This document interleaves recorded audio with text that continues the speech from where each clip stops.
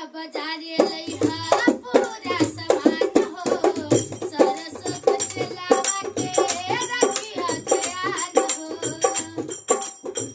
जातरा बाजारे लइहा पूरा सामान हो सरसों के तेलावा के रखिया ध्यान हो झूठो के काहे खिसियाला राजा जी झूठो के काहे खिसियाला राजा जी ले अइहा मछरी मसाला राजा जी ले अइहा मछरी मसाला राजा जी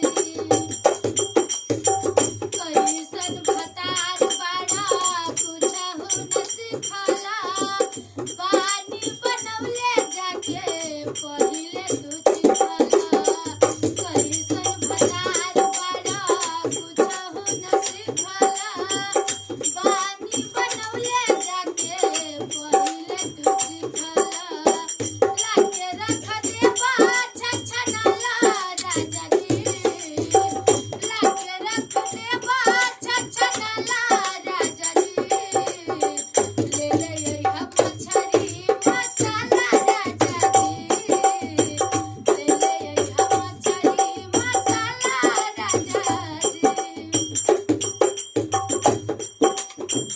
जबले न लइबा पिया हम न बनाइबो फेंक देहा बहरी ना बना के हम खियाइबो जबले न लइबा पिया हम न बनाइबो फेंक देहा बहरी ना बना के हम खियाइबो रागनी के बात गठियाला राजा जी रागनी के बात गठियाला राजा जी ले अइहा मछरी मसाला राजा जी ले अइहा मछरी मसाला राजा जी ले अइहा मछरी मसाला राजा जी ले अइहा मछरी मसाला राजा जी।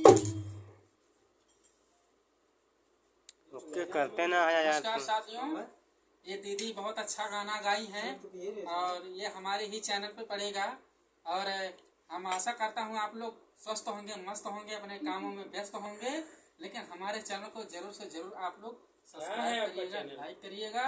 हमारे चैनल का नाम अमन कुमार या अमन कुमार दहेज प्रथा गीत। धन्यवाद। अमन कुमार दहेज प्रथा गीत चैनल आप लोग सब्सक्राइब जरूर कर लीजिएगा और ज़्यादा से ज़्यादा शेयर कीजिए अपने दोस्तों में और अपना प्यार आशीर्वाद ढेरों सारा दीजिए। इनको ढेर सारा आप लोग वोट दीजिए। इनका भी चैनल को आप लोग सपोर्ट करेंगे, प्यार देंगे। बहुत अच्छा अच्छा दहेज पे गाना गाते हैं और हर तरीका का गाना गाते हैं, तो आप लोग को बहुत अच्छा अच्छा गाना सुनने को मिलेगा अमन कुमार चैनल में। दहेज प्रथा नहीं आ रहा है मुझे, इतना तो जरूर आएगा आप लोग। कितनी बार हमने भेजा आपके पास।